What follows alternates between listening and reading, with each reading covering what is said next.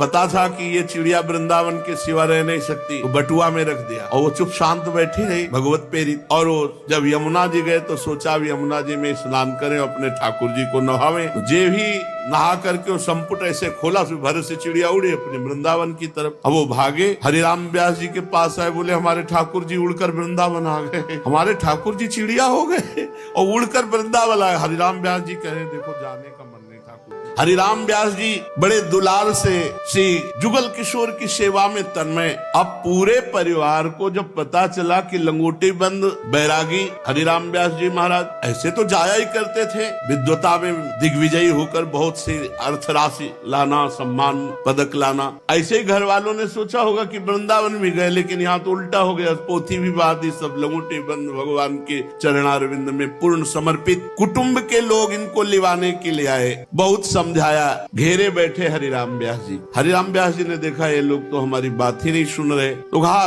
देखो हमारा स्नान का समय, हम यमुना जी स्नान करके आ रहे हैं और ये लोग पीछा छोड़ने वाले नहीं। मन में सोचा तो इसी बहाने यमुना किनारे पहुंचेंगे, एकांत होकर जाएंगे, पर वो पीछे पीछे यमुना जी के तट पर गए, बोले नहा लीजिए। हरिराम व्यास जी ने सोचा ये भी चाल हमारी नहीं चली। हरिराम व्यास जी ने कहा आप चाहे हमारे प्राण चले जाएं, पर हम वृंदावन से अब नहीं जा सकते। अपने पुत्रों से, अपनी पत्नी से और जो भी प्रेमी जन आए हुए थे, ये समझाते समझाते दोपहर हो गई। तब ध्यान आया कि श्री जी की तो राजभोग आरती हो गई। धिक्कार है, ये कैसे लोग हैं, हमारी दिनचर्या छूट गई। श्री जी की राजभोग की आरती करके राजभोग का प्रसाद मिलता था। भागे भागे वहां से आए और पश्चाताप करते इन संसारियों के पीछे मैं श्री जी की आरती से वंचित रह गया, प्रसाद से वंचित रह गया। इतने में देखा कि वृंदावन रजोप से भी मेहतरानी बहुत पूज्य है, आप इनको ऐसे मत समझना।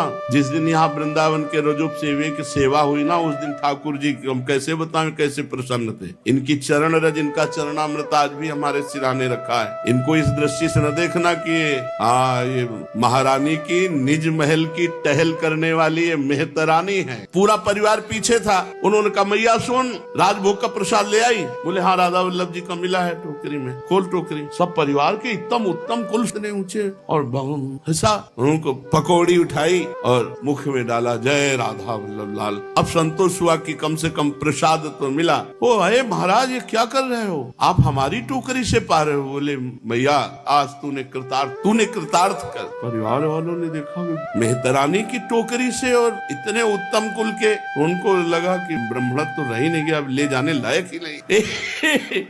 एक पकौड़ी सब जग छूट। हरिराम व्यास जी का बड़े समझाने समझ में नहीं आ रहे थे। अब दोबारा किसी ने नहीं कहा कि महाराज ओरछा चलो। हरिराम व्यास जी ने एक प्रसाद की पकौड़ी का चमत्कार कि जो घंटों से हम शास्त्र की बातें समझा रहे थे परिवार वालों की समझ में, उस समय पांडित्य का बहुत बड़ा प्रभाव था। हरिराम व्यास जी ने कहा संसार छूटा। भगवान का प्रसाद कितना महत्वशाली है कि संसार छूट। ये बात समझना बहुत कठिन है। देह का भाव, जाति का भाव, कुल का भाव, सम्मान का भाव, प्रतिष्ठा का भाव, ये छोड़ना बहुत कठिन होता है। परिवार के लोग सोचे कि ये तो भ्रष्ट हो गए, मेहतरानी के एक पकौड़ी सब जग प्रपंच छूट गया।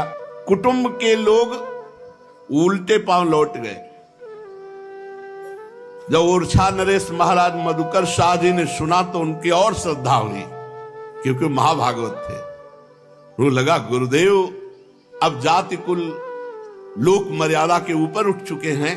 प्रेम धाम में भगवत प्रसाद की महिमा की रक्षा की, भगवत प्रसाद को पाया और सब सीधे बहुत बड़े महाभागवत और महाबली थे।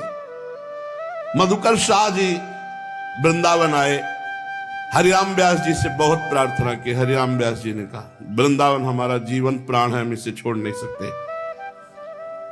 अब उनको कोई उपाय नहीं सूझा तो पता चला कि अगर हरिवंश महाप्रभु कह दे, गुरुदेव कह दे, तो ये आज्ञा नहीं टाल सकते। अतः वह हरिवंश महाप्रभु के पास गए और साष्टांग दंडवत की और कहा महाराज मेरे हृदय में एक प्रश्न है, आप समाधान कर दीजिए। मैं जानना चाहता हूं कि अपना कल्याण करना श्रेष्ठ है या अपने द्वारा हजारों का कल्याण करना श्रेष्ठ है। तो हरिवंश महाप्रभु ने कहा प्रथम पक्ष की अपेक्षा द्वितीय पक्ष श्रेष्ठ है। तब उन्होंने कहा कि महाराज मेरा नाम मधुकर शाह है और हमारे गुरुदेव है हरिराम व्यास जी। अगर ये वृंदावन रहेंगे तो इनका परम कल्याण होगा, लेकिन अगर वो ओरछा पहुंच गए तो लाखों का कल्याण कर देंगे। तो प्रथम पक्ष से द्वितीय पक्ष श्रेष्ठ, इसलिए महाराज आप आदेश कर दीजिए हरिराम व्यास जी को कि वृंदावन से ओरछा चले जाएं। हरिवंश महाप्रभु ने कहा ठीक है। श्री व्यास जी उस समय एकांत सेवन मधुकर शाह जी की बात सुन करके वैष्णव गया और बताया कि गुरुदेव हरिवंश महाप्रभु ने आदेश कर दिया है कि आप वृंदावन से ओरछा चले जाएं और वहां लाखों का कल्याण करें। महाप्रभु हरिवंश चंद्र जी ने कह दिया, राजा को आज्ञा दे दी। हरिराम व्यास जी विचार में पड़ गए कि गुरुदेव की आज्ञा का उल्लंघन नहीं हो सकता। प्राण निकल जाए पर गुरुदेव की आज्ञा को उल्लंघन नहीं हो सकता, और वृंदावन छोड़ के मैं जी नहीं सकता। तो मुख पे कालिक पोती और दौड़ दौड़ करके एक एक वृंदावन के वृक्ष को ऐसे हृदय से लगा के विलाप करते, हा वृंदावन मैं तुम्हारे बिना जी नहीं सकता। अंदर की आसक्ति प्रबल वृंदावन से लिपट कर रो रो कर कहते कि हे वृंदावन के वृक्ष, आप हमारे माता हो, आप पिता हो, आप हमारे भाई हो, आप हमारे बंधु, आप हमारे कुटुंब हो, आप हमारे परिवार हो, आप हमारे इष्ट हो। वृंदावन के रूख हमारे माता पिता सुत बंध, मैं आप लोगों से बिछुड़ कर जी नहीं सकता। हे वृंदावन की लताओं, हे वृंदावन के खगमृग पशु पंछियों, विलाप। और किसी ने जब ये हरिराम व्यास जी की विकलता देखी तो हरिवंश महाप्रभु से बताया कि प्रभु वो तो प्राण छूट जाएंगे आपकी आज्ञा का पालन करने के लिए। वो अगर कदम बढ़ाएंगे तो वृंदावन से बाहर उनका शरीर, केवल प्राण तो यही निकल जाएंगे। हरिवंश महाप्रभु बहुत प्रसन्न। मैं देखना चाहता था कि वृंदावन के प्रति कितना प्रेम है। मधुकर शाह जी हरिराम व्यास जी को बताने गए कि हरिवंश महाप्रभु ने आदेश कर, लेकिन जे ही देखा ये विरह, मुंह में कालिक पोते और वृंदावन साष्टांग दंडवत की ओर कहा, प्रभु गुरुदेव आप प्रसन्न रहिए, मैं कभी भूल ऐसी नहीं करूंगा, कभी नहीं कहूंगा कि आप वृंदावन। और तुरंत वापस हो गए। इस हरिवंश महाप्रभु के समीप जब आए, महाप्रभु ने कहा कालिक क्यों पोत ली? वृंदावन के प्रति इतनी प्रीता है पर कालिक क्यों पोती? तो उनका प्रभु संसार का त्याग करके जब कोई धाम आता है तो उसका मुख उज्जवल होता है, और धाम का त्याग कर जब संसार में जाएंगे तो कालिक पोतनी ही पड़ेगी। प्रभु ये मुख दिखाने लायक नहीं अगर धाम छोड़कर हम संसार में जाए। हरिराम व्यास जी हरिवंश महाप्रभु के प्राणों से भी अधिक थे निष्ठा। देखो यहां दिखाया कि गुरु भी आदेश कर दे तो विकल होकर के उनके आदेश का परिवर्तन करवाना चाहिए। हरिवंश महाप्रभु बहुत प्रसन्न हुए। वृंदावन की विरहाग्नि उनके हृदय में जो जगी, जो एक मुख में कालिक पोत कर चेष्टा। श्री ओरछा नरेश जब गए तब जाकर के महिमा गाई हरिराम व्यास जी, तब उनके परिवार को लगा अच्छा इस कोटि के महापुरुष। तो पूरा परिवार वृंदावन आया। हरिराम व्यास जी से प्रार्थना की कि अब हम एक साथ रहकर जुगल किशोर की सेवा करेंगे। हरिराम व्यास जी ने मना कर दिया। फिर वो सब हरिवंश महाप्रभु के पास गए, प्रार्थना की कि हम सब कुछ छोड़कर पूरा परिवार वैराग्यवान होकर इन्हीं के साथ रहकर ठाकुर सेवा करेंगे, संत सेवा करेंगे। महाप्रभु ने आज्ञा कर दी। संत और भगवंत सेवा की भावना और गुरुदेव की आज्ञा, तो तत्काल अपने परिवार को हरिराम व्यास जी ने स्वीकार कर लिया। संत सुख देन बैठे संग ही प्रसाद लेन, परोसतिया सब भांतिन प्रवीण है। दूध बरताई ले मलाई छिटकाई निज, खीजी उठे जान पति पोषति नवीन है।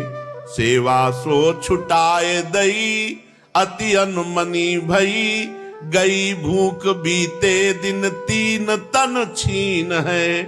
सब समुझावे तब दंड को मनावे, अंग आभरण बेच साधु जेवे यो अधीन हुए।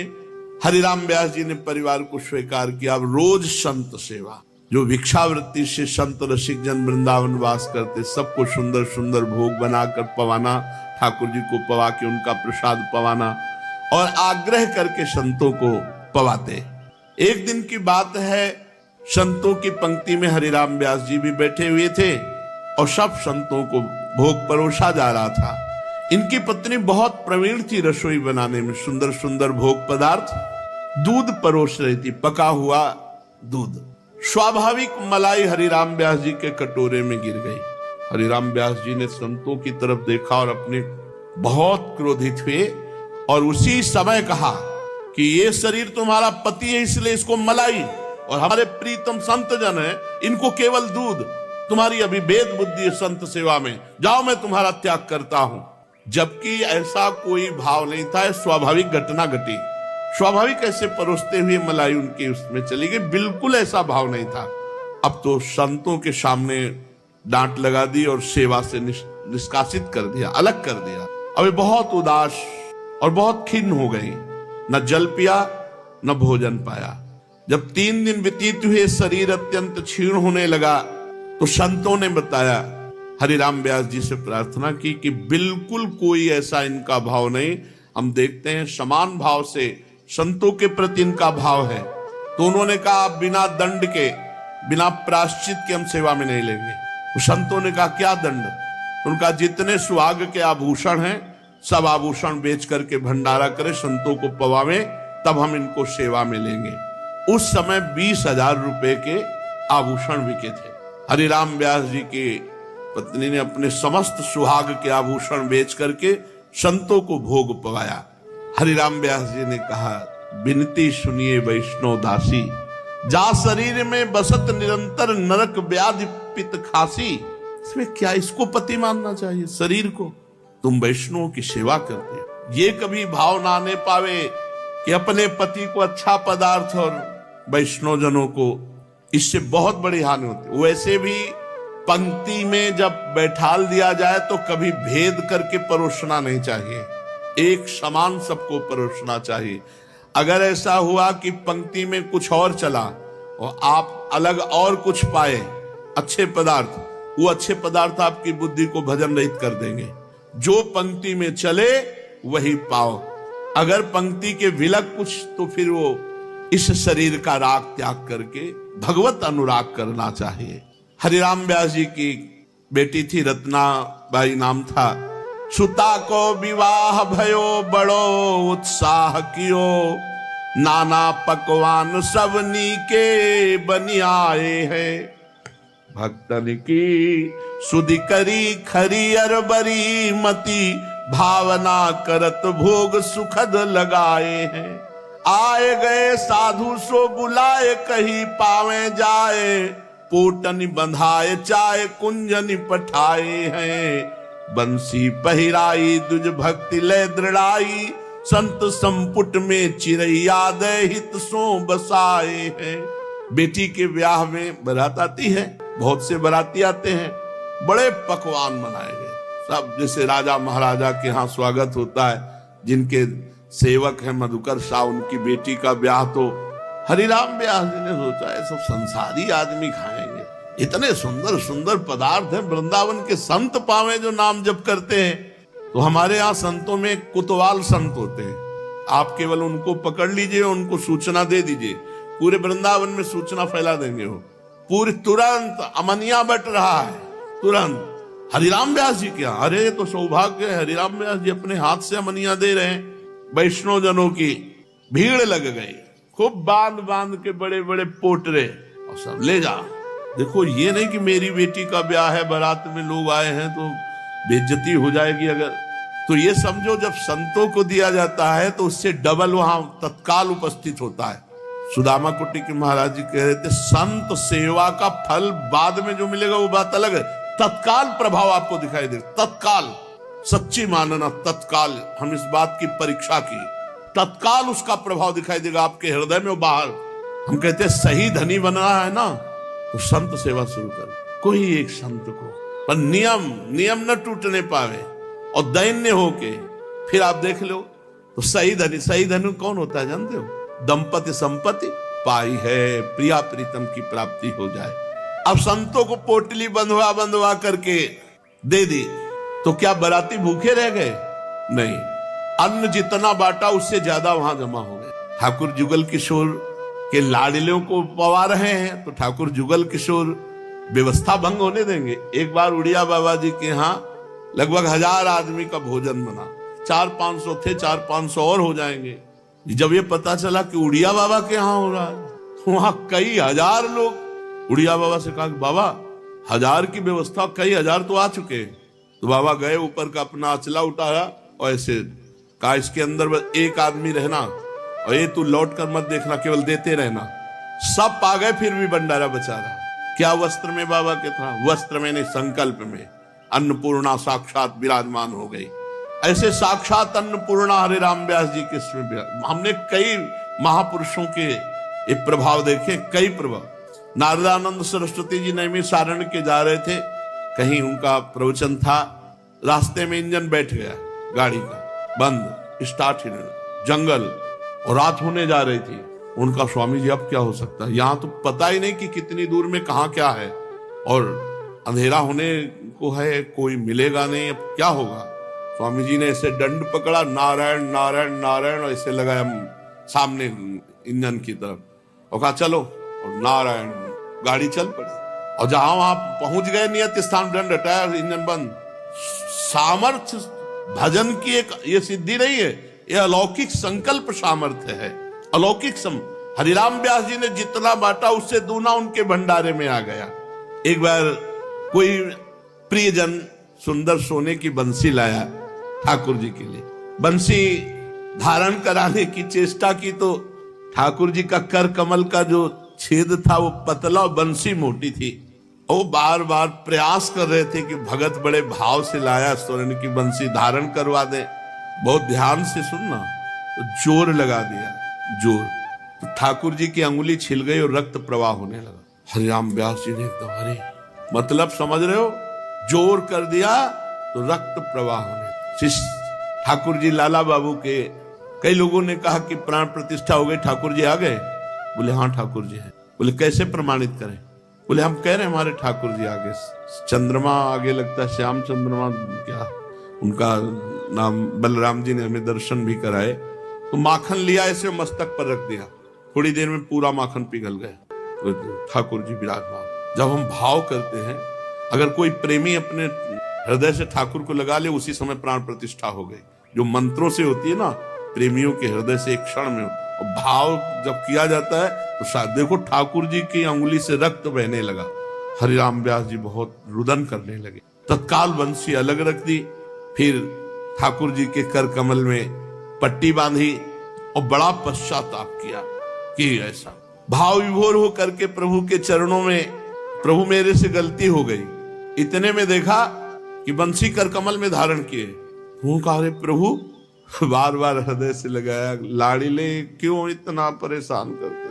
आपको धारणा ही करनी थी तो फिर रक्त प्रवाह क्यों अंगुली से दिखाया? अपने आप भाव था ना कि धारण करा दे, तो जोर लगाया।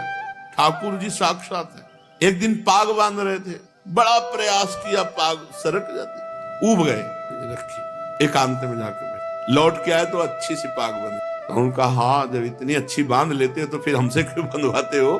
ठाकुर जी बड़ी लीला करते।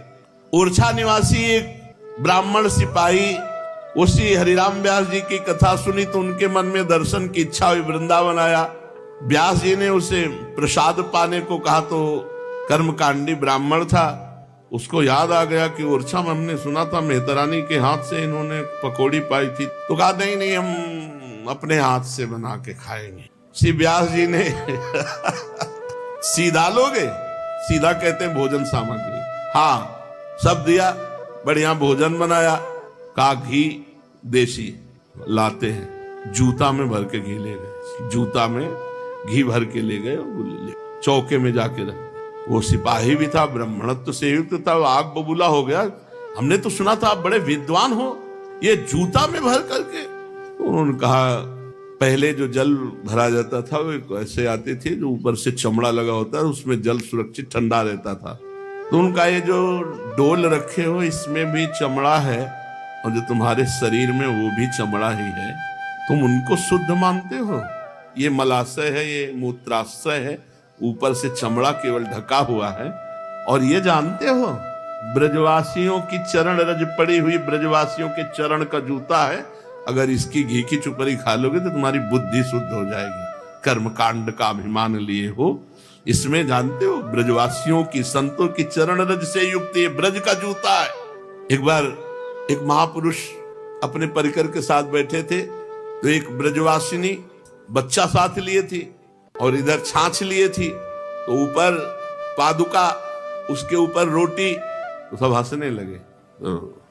तो ऐसे देखा हंसे, उन्होंने कहा कि जूता चप्पल के ऊपर रोटी कैसे ब्रजवासी जन, तुझे साधारण चप्पल जूता नजर आते हैं?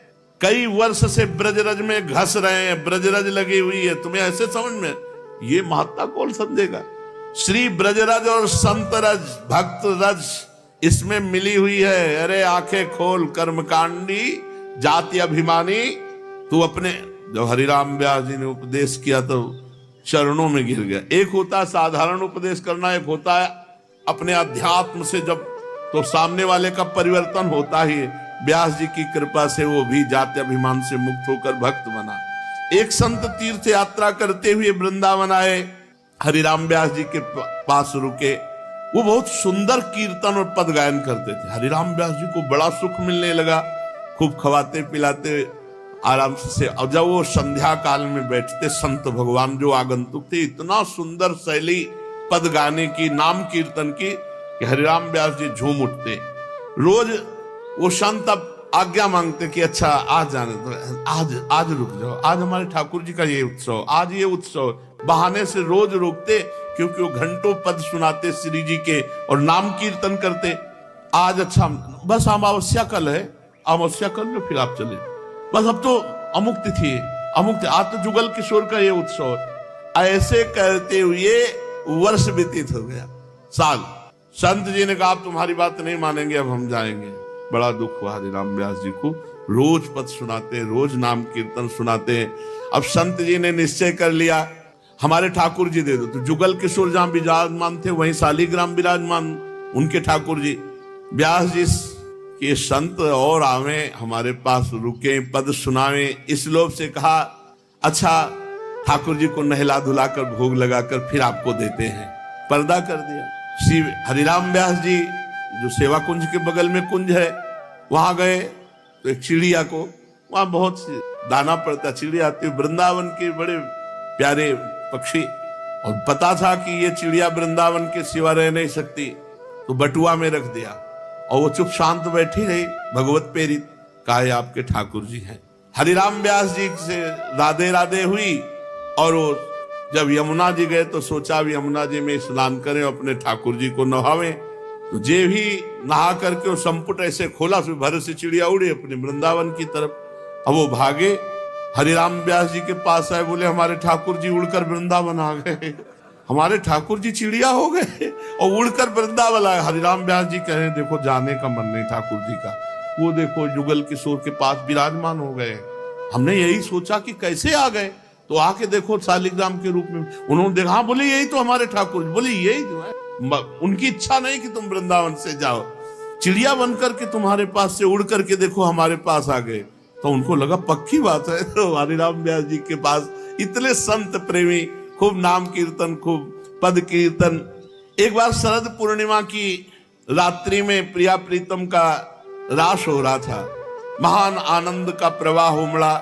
नृत्य के प्रसंग में प्रिया जो सुधंग गति नृत्य, सुधंग नाचत नवल किशोरी, थे थे कहत चहत प्रीतम दिश बदन चंद्र मनु त्रसित चकोरी, तान बंधान मान में नागरी।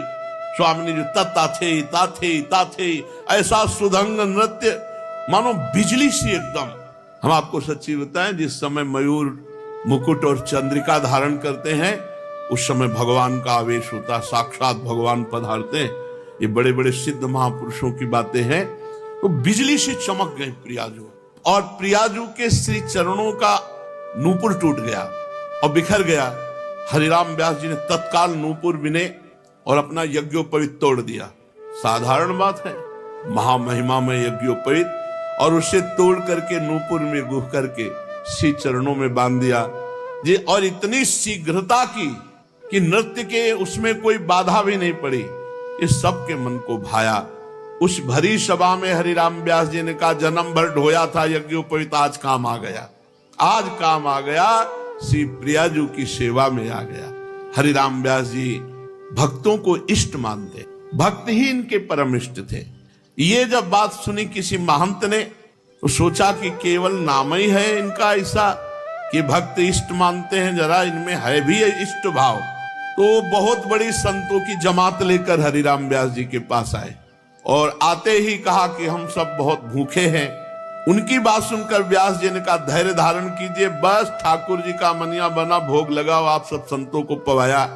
महंत जी ने सोचा कि भगवान को अपना इष्ट मानते हैं तो ये संतों को इष्ट कैसे मानते हैं। कह रहे ठाकुर जी को भोग लग करके फिर हम आपको अभी पवा रहे हैं, बस आप चिंता मत करो।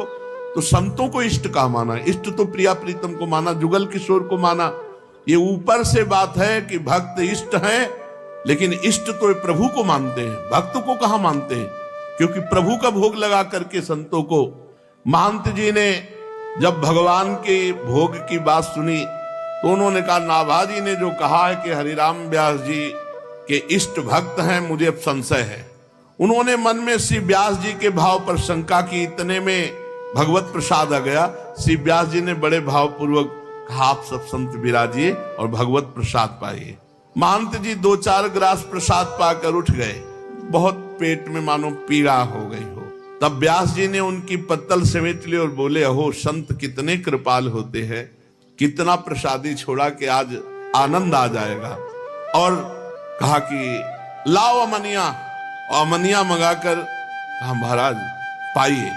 महंत जी के होश उड़ गए तो उनका हाँ महाराज, ठाकुर जुगल किशोर जी ने बता दिया है कि आप यही परीक्षा लेने आए हो ना कि भक्त के इष्ट भाव में ये हरिराम व्यास जी रहते हैं या प्रभु के इष्ट भाव में रहते हैं। तो भक्तों को सदैव भगवान का प्रसाद प्रिय होता है, इस भाव से उनको भोग लगाते नहीं, हमारे इष्ट भक्त ही हैं, आप अमनिया पाइए। और ये किसी ने कहा नहीं था, तो वो समझ गए पहुंचे हुए महापुरुष हैं, चरणों में गिर गए और आंखों से आंसू बहने लगे कि नहीं प्रभु, उत्तम बात तो यही कि भक्तों को जो प्रिय है, तो भक्त हमारे इष्ट हैं, हमारे भक्तों को प्रिय क्या है, भगवान का लगा हुआ भोग। भक्त कभी अमनिया नहीं पा सकता। श्री हरिराम व्यास जी के 3 पुत्र थे। अपने पुत्रों में अपनी संपत्ति का बंटवारा नितांत ही नवीन ढंग से किया। एक हिस्से में ठाकुर जी की सेवा पूजा रखी, दूसरे हिस्से में द्रव्य आभूषण, तीसरे हिस्से में श्याम बंदनी छाप रखी और कहा स्वीकार करो, इनमें से स्वेच्छानुसार ले लो।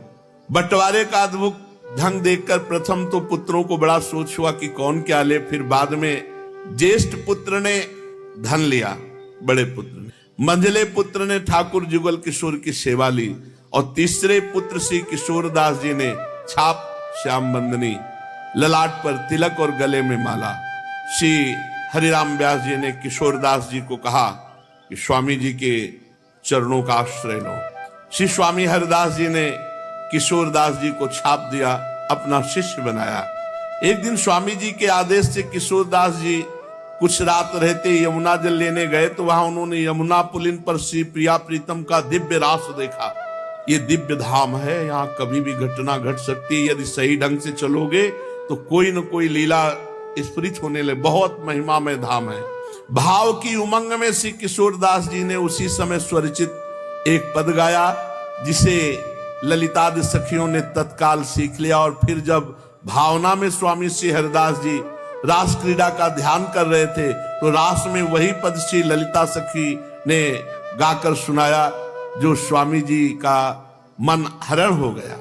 रासदास, बिलासदास और किशोर दास, ये 3 पुत्र हरिराम व्यास जी के थे।